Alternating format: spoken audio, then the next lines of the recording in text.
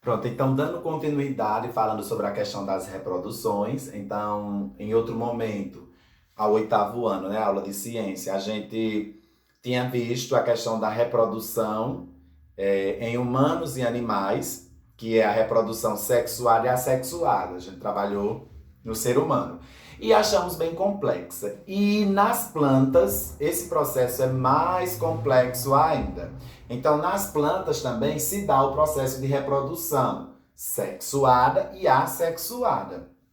É claro que a gente não vai dizer que é justamente igual ao que acontece com os humanos e os animais, embora, né, sejam os processos, né, caracterizados assim, de reprodução sexuada e assexuada, mas acontecerá de outra forma e, como eu já disse, em plantas é uma forma bem mais complexa.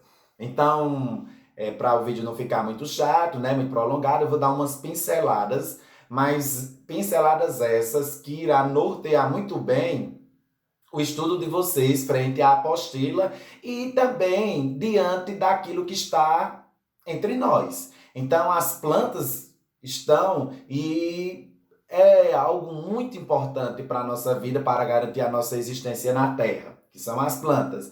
Tanto as plantas que fornecem fruto, como as plantas que não fornecem frutos. E aí, de trás delas, né, para a sua origem, né, existe todo um processo biológico e um processo biológico bem complexo. Então vamos lá.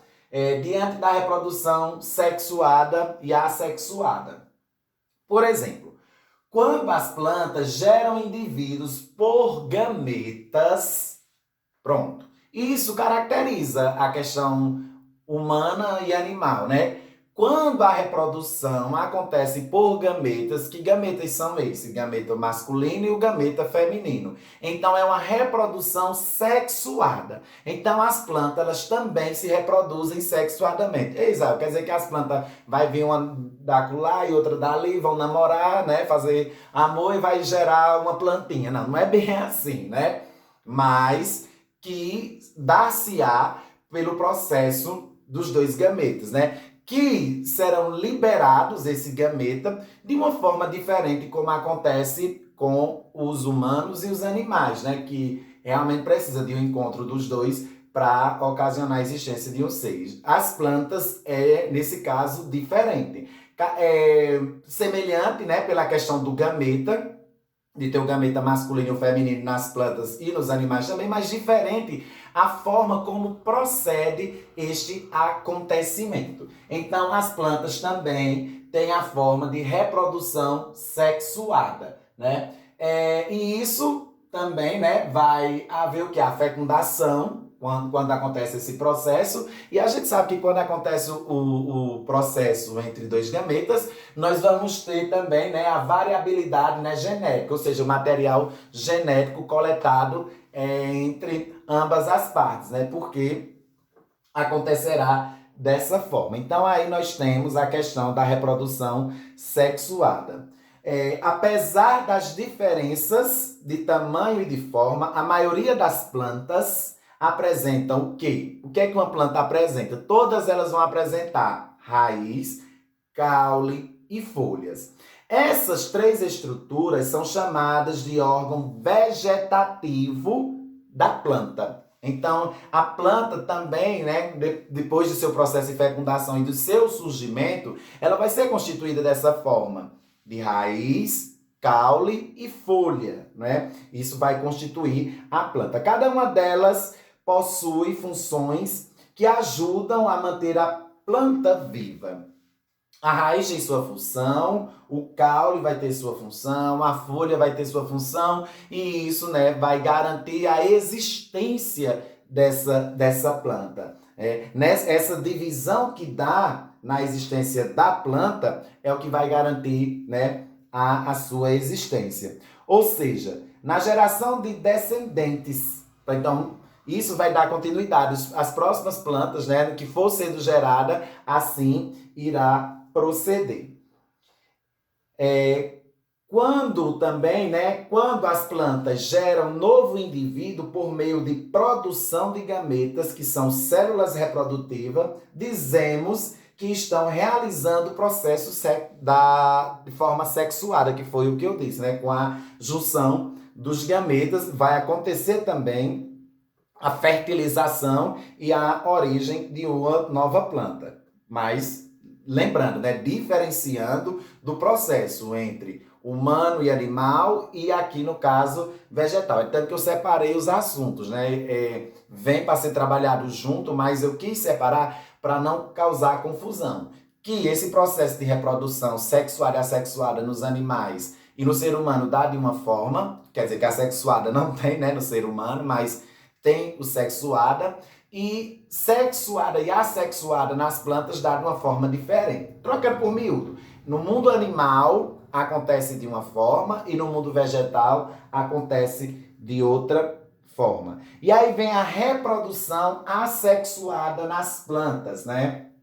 Assim como acontece de forma sexuada, também vai acontecer de forma assexuada.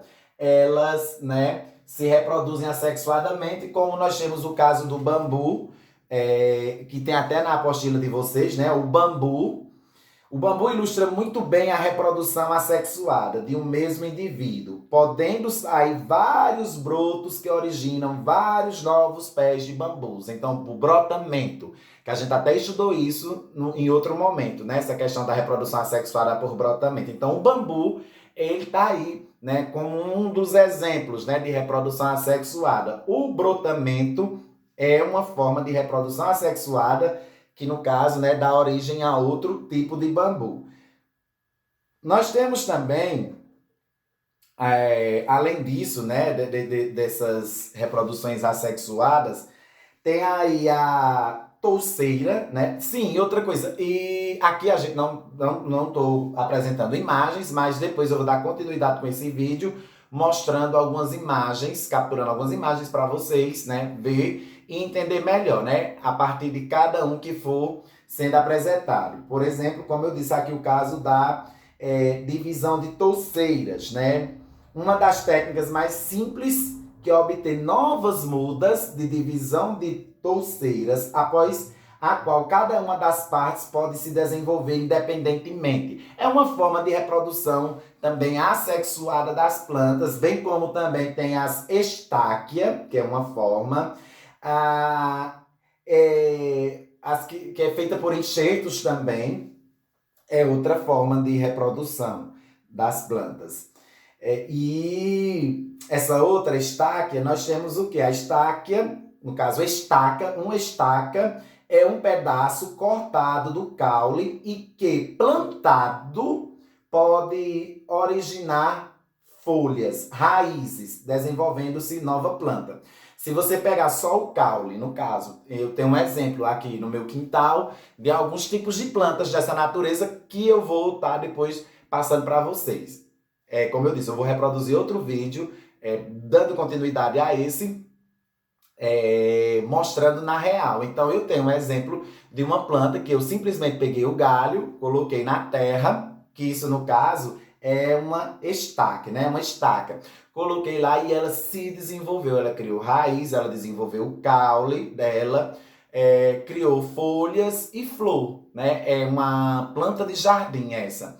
Não são todas, mas algumas plantas se desenvolvem dessa forma, que é o caso dessa. Que é, como eu disse, eu vou mostrar para vocês depois, né, o procedimento que eu fiz e que ela se desenvolveu e hoje é uma planta muito bonita, uma planta de jardim.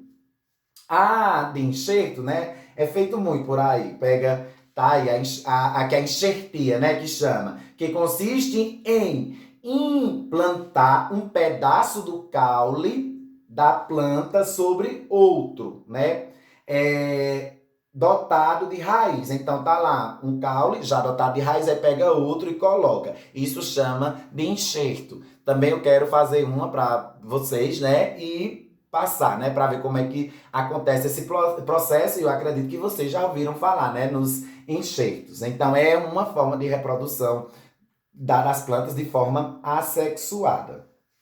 E aí vem a questão da seiva mineral e da seiva orgânica, né? Essas seivas. Então, veja só, a raiz geralmente fica dentro do solo. Dificilmente a gente vai encontrar raiz fora, né? Geralmente a raiz é a central, né? Que costumam dizer, ela fica nas profundezas do solo.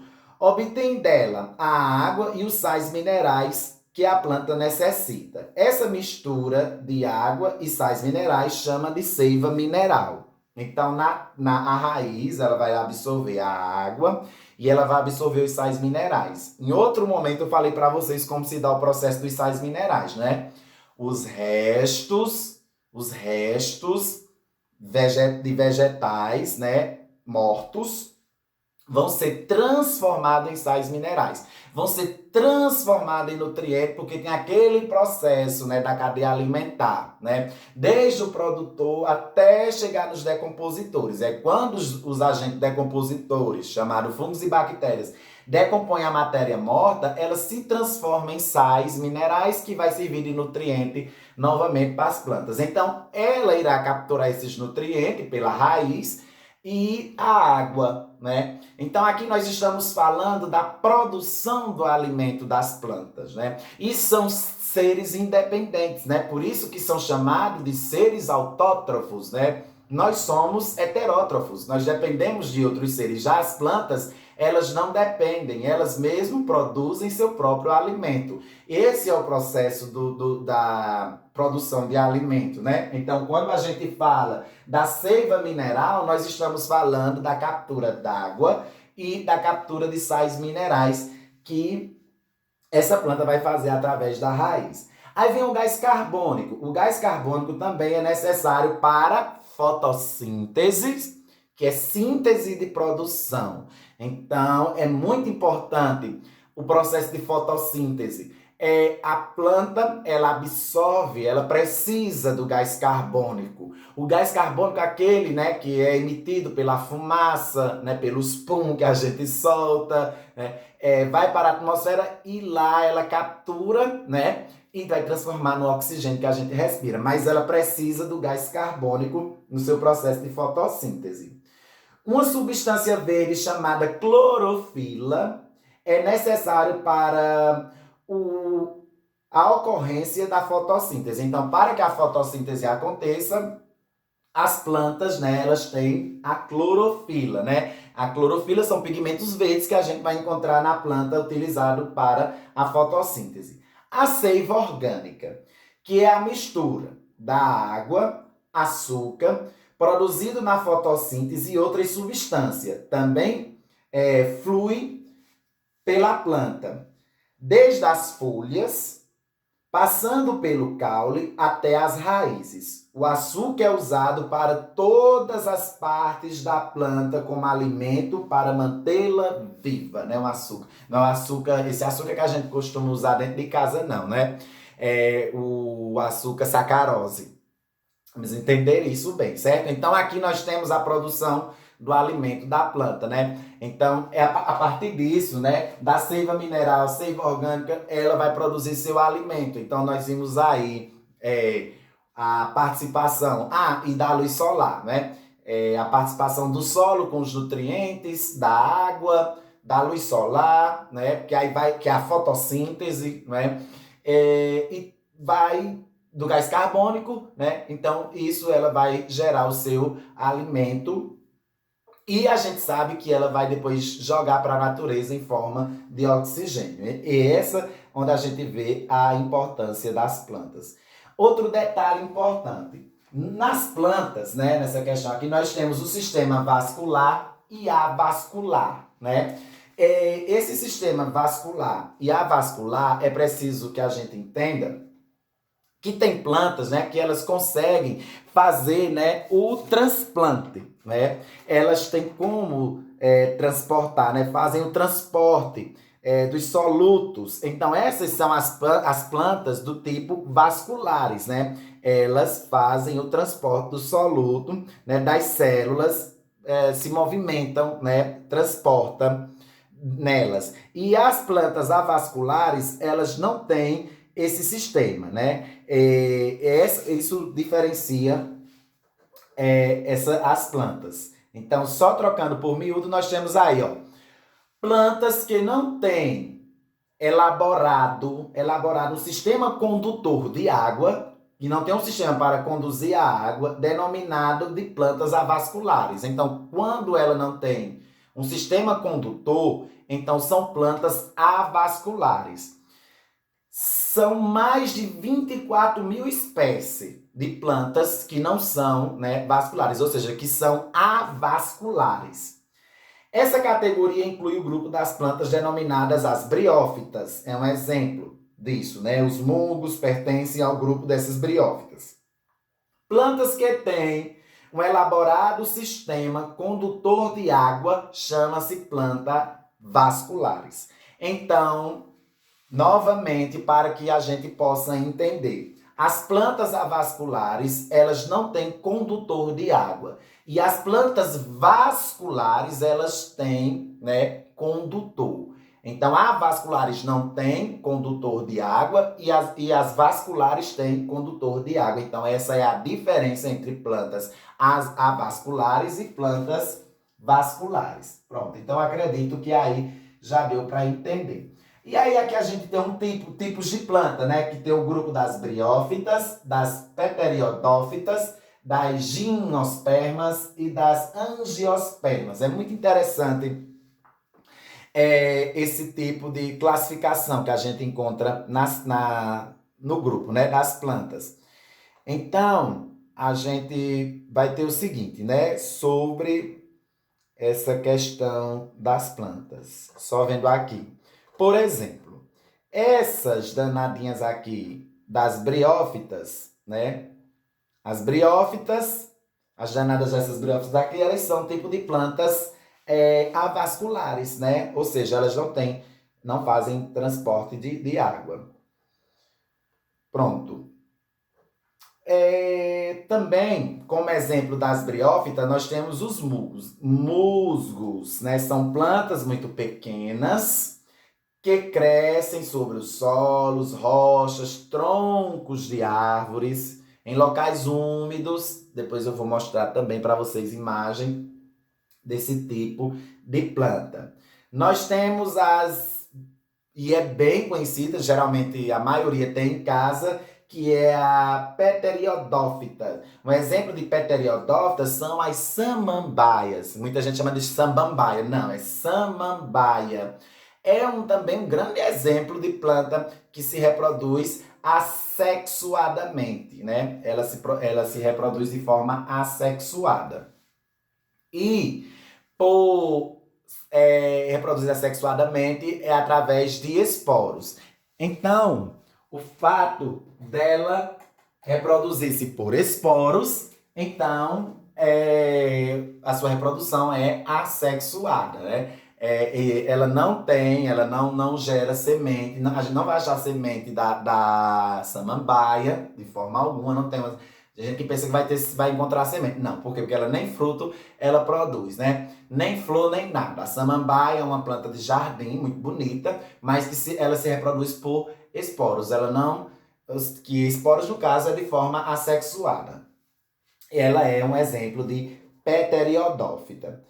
As gimnospermas, plantas com sementes, mas sem flores nem frutos. Então, as gimnospermas, né, essa gimnospermas, ela é um tipo de planta, né, que vai se reproduzir, mas ela não tem, né, ela não vai se reproduzir dessa forma, né? Plantas, é um tipo de plantas com sementes, mas sem flores e sem fruta. Ela tem as sementes, porém ela não tem flor e ela não tem fruto. Existem plantas que se reproduzem por meio de sementes, mas não apresentam flores nem frutos. Exemplo é o pinheiro do Paraná ou a araucária. São exemplos, né?